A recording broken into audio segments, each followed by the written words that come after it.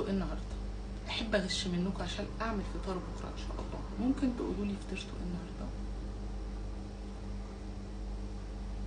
انا دلوقتي عايزه افطر ومش عارفه انا هعمل ايه، بس انا معايا فلفل وفي طماطم وفي بيض وفي عيش. فتعالوا نشوف بقى الثلاث مكونات او الكام مكون دول، مش عارفه هم كام عدهم لي. تعالوا نشوف هم هيعملوا ايه. اول حاجه هقطع الفلفل وفي الطاسه على طول عادي.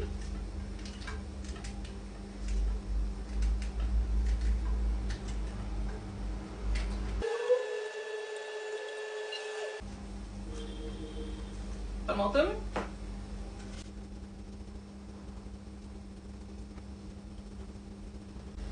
زبده انا اللي مسيحاها،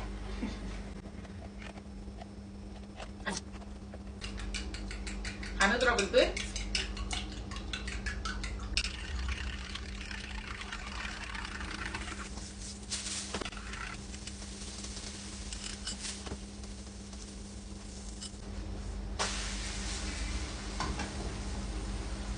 تمت المهمه بنجاح.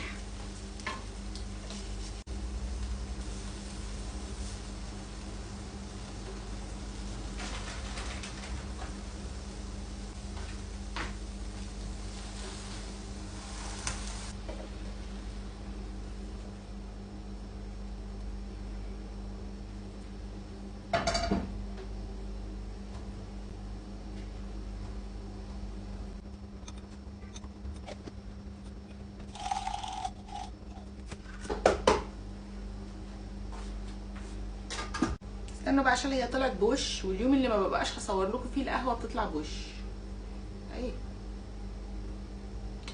يا سلام، وش ده ولا مش وش يا متعلمين يا بتوع المدارس؟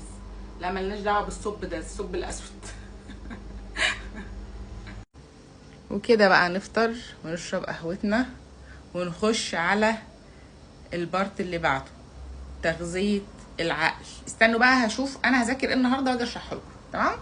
وانا بذاكر كده هفطر واجي اشرح لكم في الجزء الجاي. وغالبا الجزء الجاي هيبقى للمتزوجات علشان في كورس جديد انا خدته لاحتياجات الازواج. فهبقى اشرح لكم بقى كل واحد محتاج من التاني ايه بقى، والحركات والحبشتكنات، بس في الفيديو